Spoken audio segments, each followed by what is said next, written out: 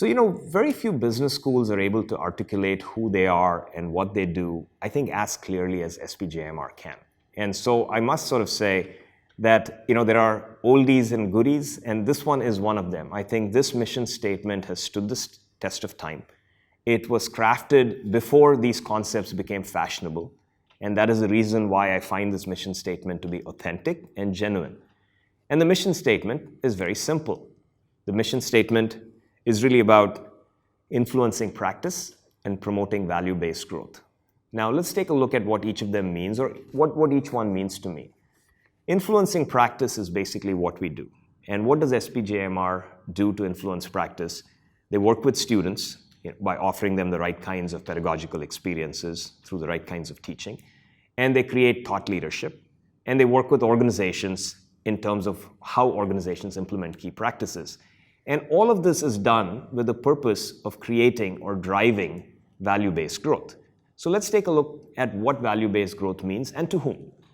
To a student, when SPJIMR talks about promoting value-based growth within a student, what we're basically saying is we would love our students to come out of SPJIMR with a genuine sense of who they are, with a sense of compassion for not just themselves, but the world around them, a sense of appreciation for the actions they take, and a sense of discrimination for how those actions positively or negatively impact society.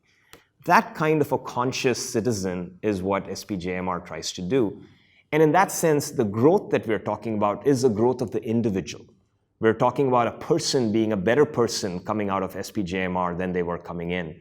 We're talking about the values that they imbibe at SPJIMR, like my friend Vikram did, helping them throughout their lives as they continue to grow.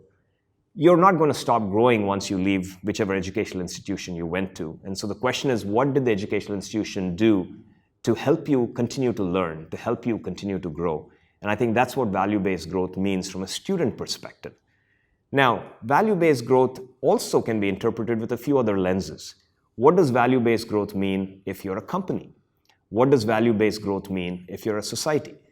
And what is it that SPJIMR does to promote value-based growth at the company level and value-based growth at the society level?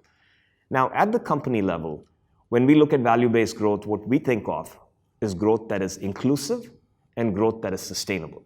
So we're talking really about growth, again, that benefits not just the individual corporation, but the corporation's various stakeholders. And in management theory, you might refer to it as stakeholder theory. The reason I like the concept of value-based growth is because it kind of predates some of these more buzzwordy jargon phrases that have then come into the management lexicon. So inclusive growth is really about making sure you're not the sole beneficiary. Of course, the purpose of capitalism is to make a profit. Of course, the purpose is to win. But I do believe you can win without others having to necessarily lose, right? There is something called a win-win. And I would sort of say inclusive growth is really looking for win-win opportunities wherever possible.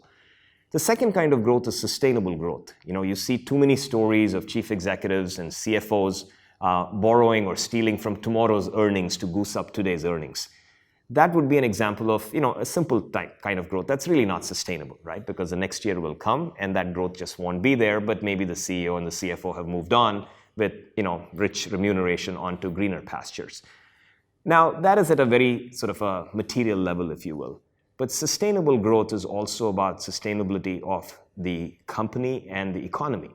And in this case, sustainability is about making sure that you're not creating negative externalities, you're not destroying the environment in the process, you're not through predatory pricing destroying the entire business ecosystem, and that the system that you as a company work in remains sustainable and you take the actions to make sure that your success doesn't depend on sort of the destruction of the environment around you that supports you.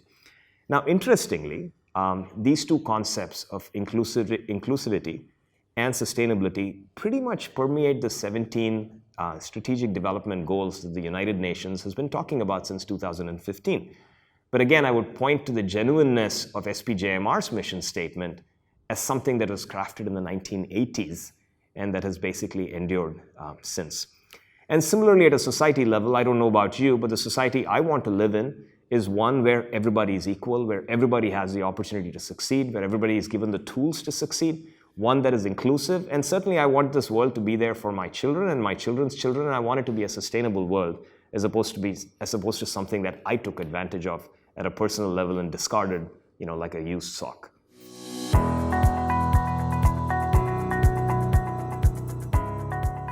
Management schools have several responsibilities. I think a primary responsibility is to create students that can create value-based growth or drive value-based growth, as we discussed. And a lot of that comes through teaching, right? You get to interact with the student directly. But if you're trying to impact and influence the practice of thousands and tens of thousands and millions of people, you have to have another way besides teaching to disseminate valuable information.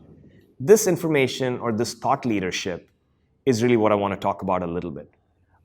In my opinion, too many academics spend a lot of time building detailed models and detailed studies about very narrow aspects of market behavior and human behavior, which are fascinating, but might be building blocks as opposed to fully synthesized solutions. They might be building blocks for further research.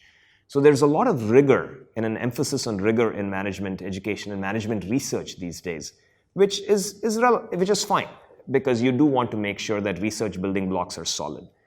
But much more important than rigor, in my mind, is relevance.